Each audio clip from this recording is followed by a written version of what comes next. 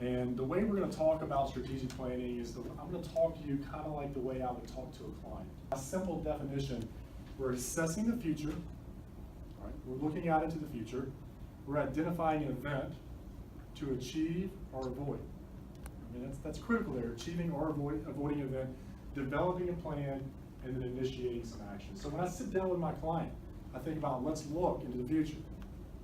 Let's identify either something we want to prevent or avoid. The 3 Ds of habit forming. Anybody have any idea about 3 Ds of habit forming? Decision, discipline, and determination. That's school in itself, right? You got to make the decision to go to class, decision to get through school. You really got to have the discipline, right? And then at the end of the day, you got to have the determination to go through. So as you move through those plans, focusing on what's important and not necessarily what's urgent if you're really thinking about strategic planning. Important and not necessarily what necessarily is urgent. We live in a world of urgent fire, putting out the fire, and we never think a lot of times about what's important. So as I tell my clients, we got to think about what's important, not what's urgent. In medical practice work, there's a lot of urgent issues that go on every single day. See patients, personnel, financial issues, manager issues. You know, all those things I say, as we look into strategic planning, we got to think about really what's important down the road, not necessarily what's here right now. How do we actually do it? So let's get into the meat of some of the things. And so there's a lot of different things we can look at when we're strategically planning. So we're going to kind of look at a wide brushstroke here of how you actually do it. So first, identifying really what that strategic plan is going to be. I put out the issue of looking at, let's look at a speedboat, okay? Speedboat is out in the middle of the lake, and it's got about 8 or 9 different ropes attached to it. And all those ropes are holding back the speedboat. You are the speedboat. Whatever you want to achieve is the speedboat. But there are 8 or 9 things that are holding you back. You need to identify some of those issues. First, identifying the issues that are holding you back. Some of the ropes are pulled tight.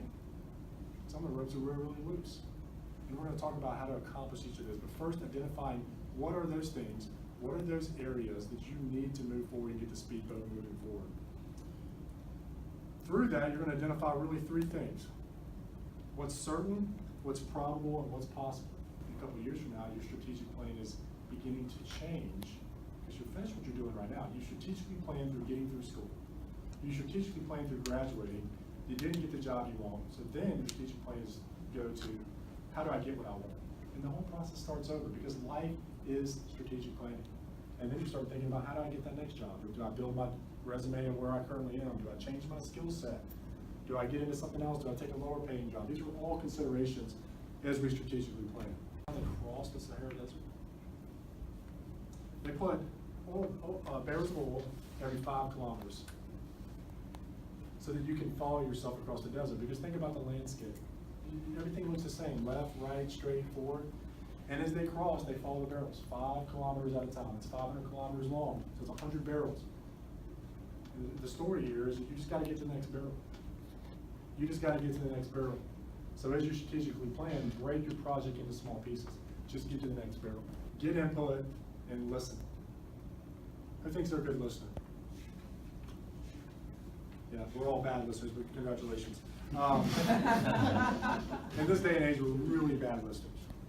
And we just don't listen to what people have to say because we are built a little bit in millennial generation on a me generation. It's sometimes a stereotype. It's all about me. You know, we came from the trophy generation. Everybody gets a trophy, but I'm going to get one too.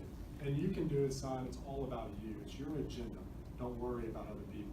And we kind of live a little bit in that. So, and here's some facts around it. We only hear about listen to about 25% of what we hear.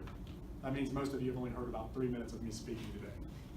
And part of strategic planning is that you've actually got to listen to what other people say inside of your strategic plan. You've got to get input. You've got to listen. You've got to deal with problems immediately. As you move through a strategic plan, you've got to deal with them immediately.